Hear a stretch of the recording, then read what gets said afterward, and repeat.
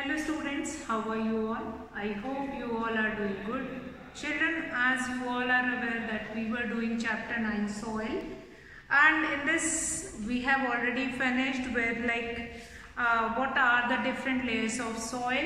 After that we have done components of soil, which is very important, and then we have done a precise definition of soil, that what do you mean by soil, soil, what do you mean by soil?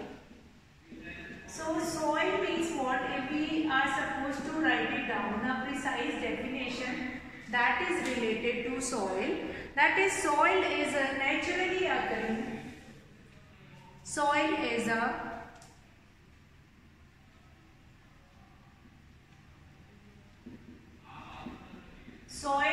naturally occurring loose covering of broken rock particles and humus on the earth's surface, which is capable of supporting life.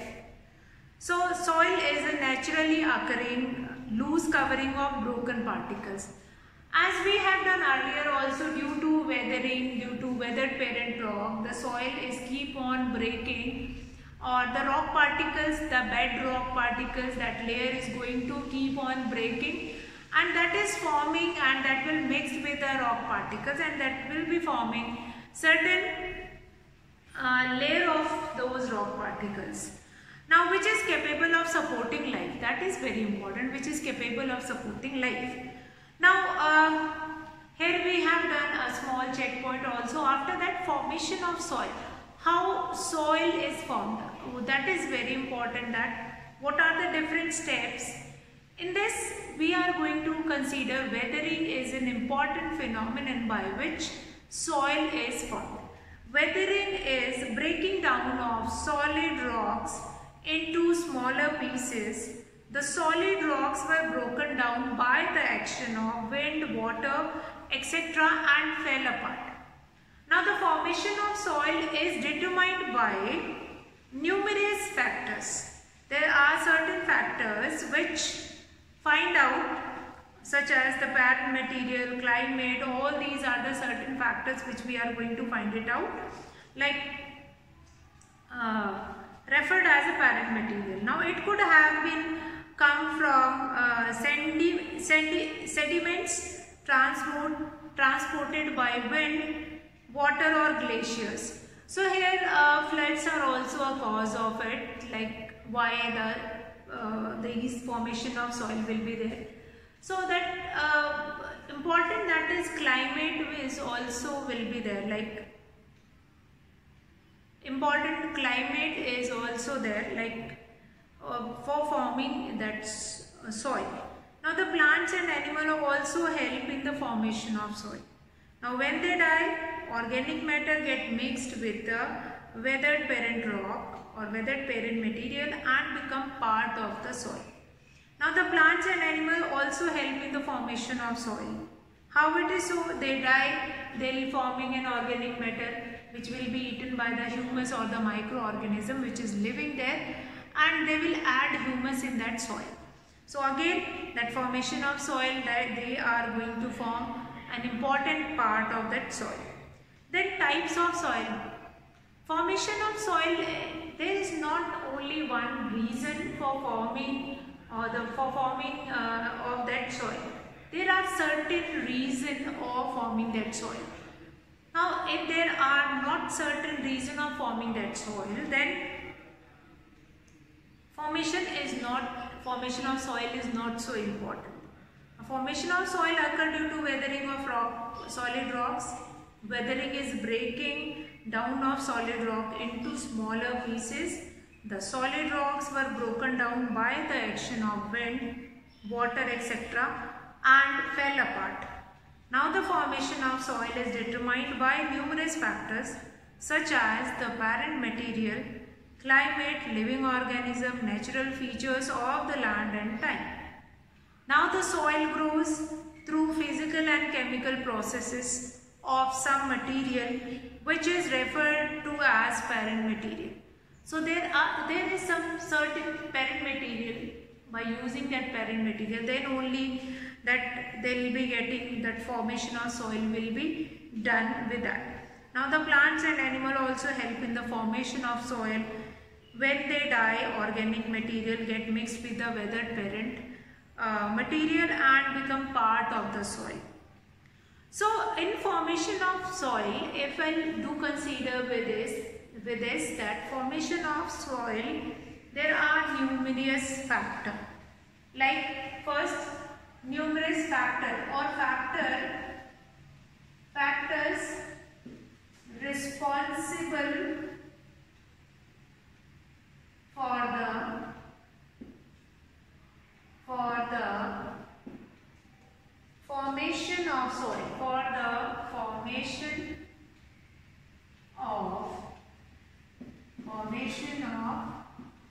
So what it is, that is number one, that is there are certain factors, that is first is parent material,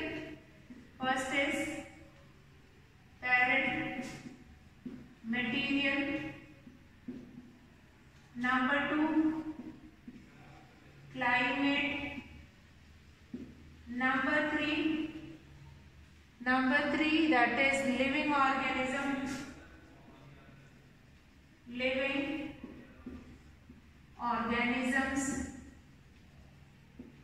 then living organisms. After that we have natural features of the land.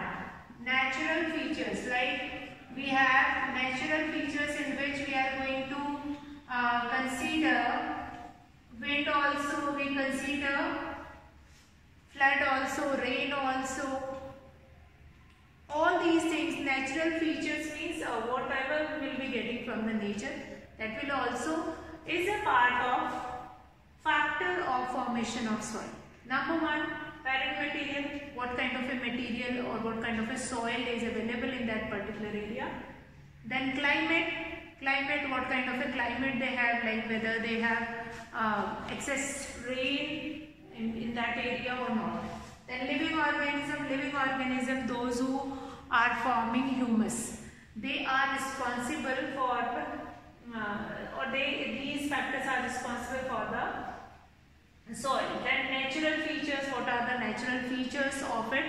Like natural features we are going to consider with this. Natural features means we will consider here like wind, rainfall, all these are the natural features only which are responsible for the formation of soil.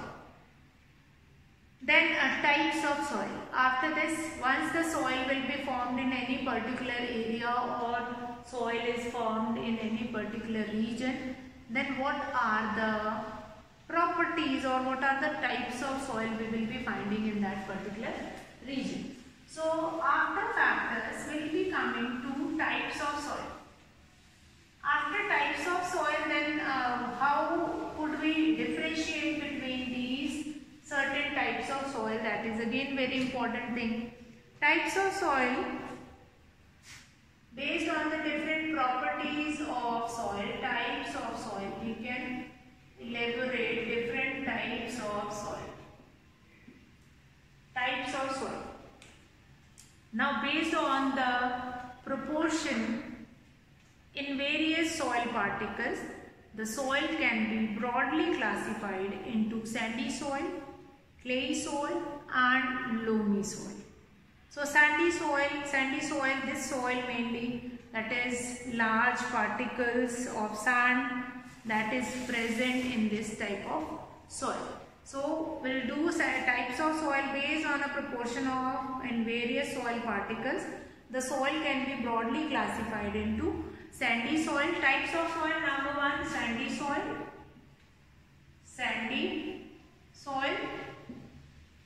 Then we have number two, clay soil.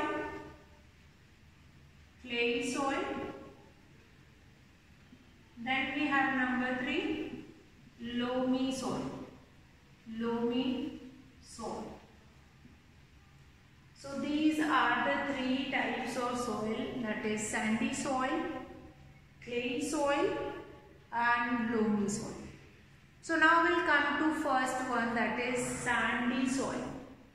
Now the sandy soil, now how does they differ? There are certain properties. On the basis of these properties, we are going to differentiate sandy soil, clay soil and loamy soil.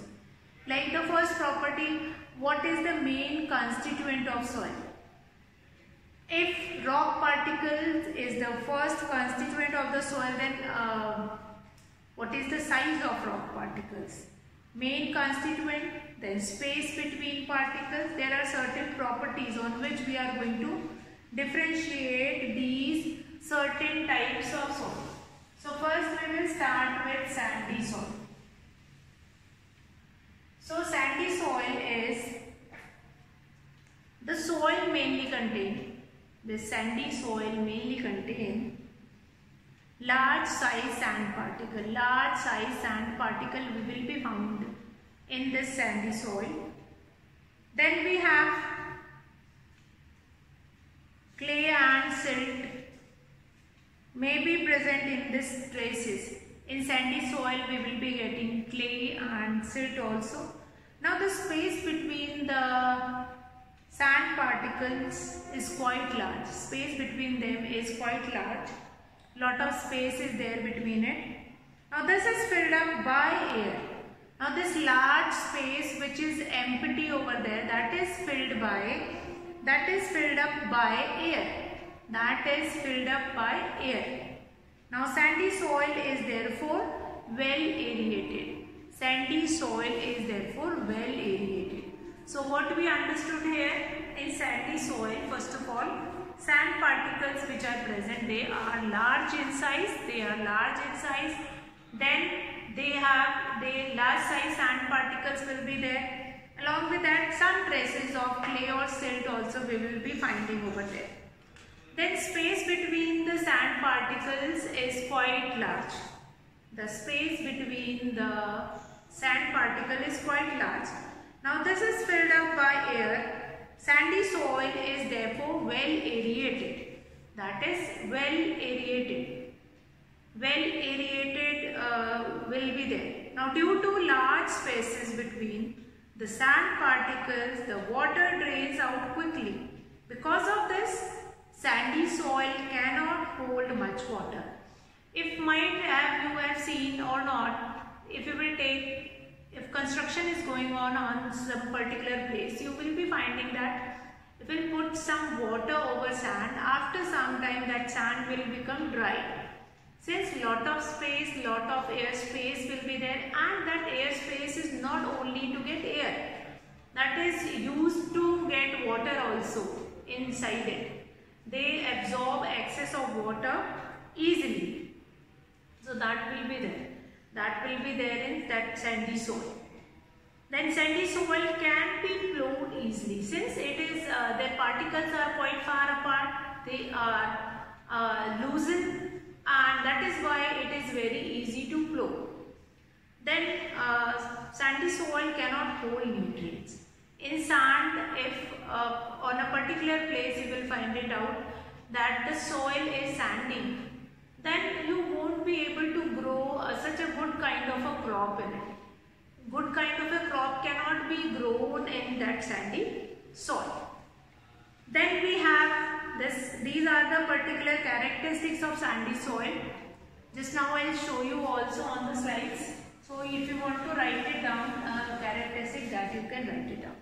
Then number 2 we have clay soil. Number 2 we have clay soil. Number 2 we have clay soil. So clay soil is what clay soil is doing here. This soil mainly contains smaller size clay particles, sand and silt present in traces. The characteristics of clay soil are as follows. Now what are the characteristics? Now space between the particles of clay soil. Very less space is there in that clay soil and is quite small, and these are compactly arranged. These are compactly arranged. Because of this, very little air can be trapped in clay soil. Now this is a disadvantage of clay soil. Yes, this is a disadvantage of clay soil. Now, clay soil can hold much water.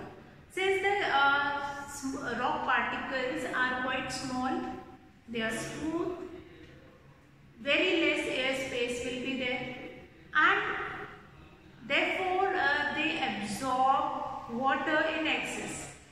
Then water does not get any space to come out of it. They can absorb excess of water, and this excess of water won't be get any space out. Now, clay soil is difficult to plow. Clay soil says the air space is very less, and the particles, they are tied in such a way, they are close together, they don't able to find it out space in between, and they don't able to like find it out the different space between it, so that they'll get they absorb lot of water, and that is the nature of clay soil. Since this clay soil is used by the potters, and they use this kind of this clay soil to make wheels, to make a pot, to make ghadas and all those things which are made up of clay.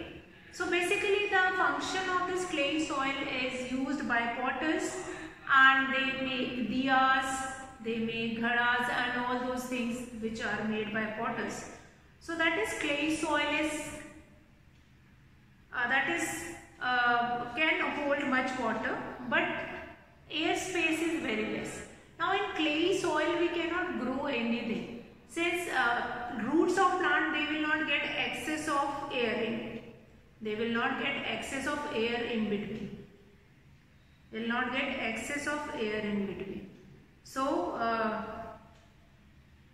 that is clay soil is difficult to plow. Then clay soil can hold nutrients. Lot many nutrients can be hold in it. So clay soil can hold nutrients. Then loamy soil. Loamy soil is soil contains clay, sand and silt in right proportion. Now humus is also present in loamy soil.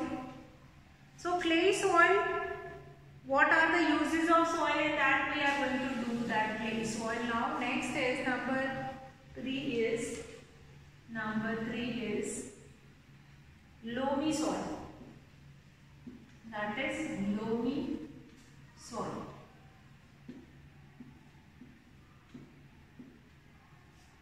Loamy soil, if you want to grow crop, this loamy soil is the best kind of soil which is used to grow different crops. Now loamy soil contains clay, sand, silt in right proportion. Humus is also present in loamy soil. Now loamy soil is the most fertile soil.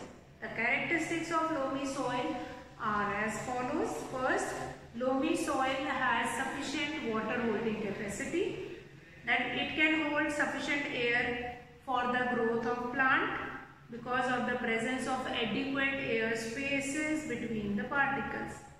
Then loamy soil can be plowed easily. It can hold necessary nutrients required for the growth of plant. Then differences. So all these properties are very important, like related to loamy soil. First of all, that loamy soil has a sufficient water holding capacity, one. Then it can hold sufficient air for the growth of plants because of the presence of adequate air spaces between the particles. Then loamy soil can be plowed easily.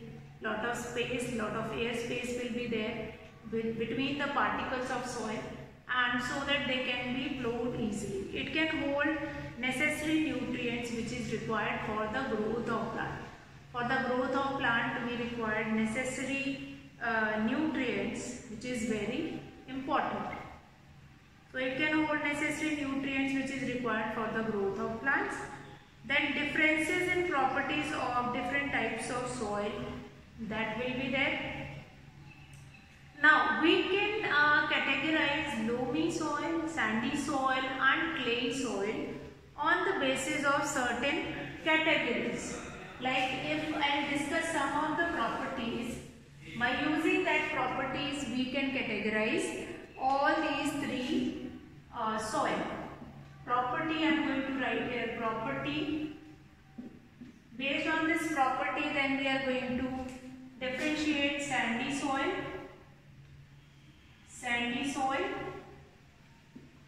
then next is clay soil and then loamy soil. Clay soil, then loamy soil. Loamy soil. Okay. So these three categories we are going to see. Like sandy soil also we will be writing here. Now, first property which we are going to consider here. The first property, that is main constituents. Main constituents.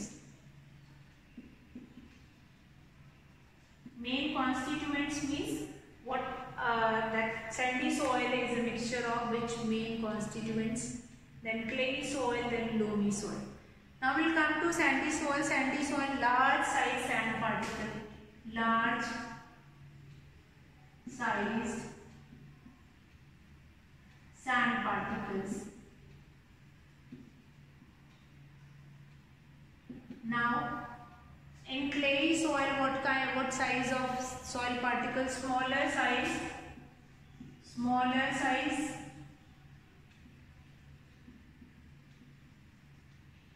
clay particles, smaller size clay particles. Then in loamy we have clay, sand and silt, all three. Clay, sand and silt. All these things are present in right proportion. Clay, sand and silt, that is present in right proportion. Okay. So now we'll come to next, that is, this is the way to differentiate all these three. And if you are differentiating in this way, then it is easy to learn also. That will be easy for you also to learn. Then space between particle number 2. Space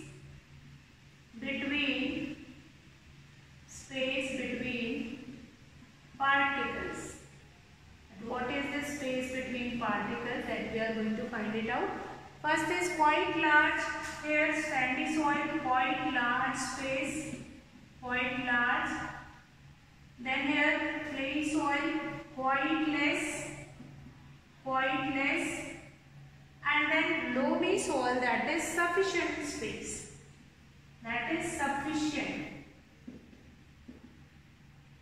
Sufficient space between particle.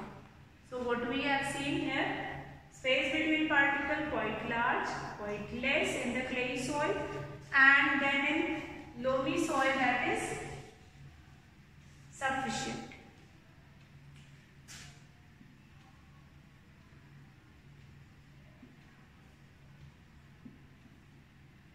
Okay, so now we come to our third property. This is very important. How to, if you want to write it down somewhere, you can write it this. Then presence of air, number 3, that is presence of air. Now this presence of air is very important. If roots of a plant cannot breathe easily, they won't be able to survive in that particular kind of a soil.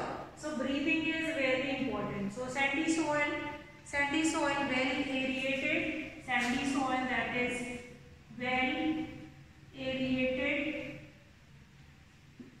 Then clay soil that is not well aerated,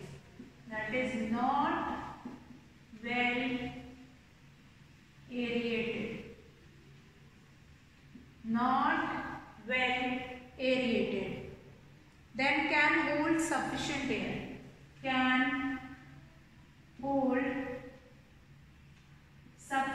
air, sufficient air, can hold sufficient air. Fine. First, presence of what will be there? So if you can see like this. Now first, presence of air. Presence of air in that well aerated sandy soil is well aerated. Then not well aerated clayey soil and loamy soil can hold sufficient air. Now we'll come to next, that is water holding capacity. Number 4 is water holding capacity. Water holding capacity. Water holding capacity, what amount of water can we hold in this? That is, water holding capacity cannot hold much water. Here sandy soil cannot hold much water. Then clayey soil can hold much water. Clayey soil can hold much water, but air space is not there. Think about it. Air space is not there yet. Air space is not there, and that is the reason that the plants cannot survive in such kind of a condition. If they do not have air space in between, then plant cannot survive. So cannot hold much water. Here water holding capacity, sandy soil cannot hold much water, can hold much water, and right water holding capacity. So right amount can be held. Right amount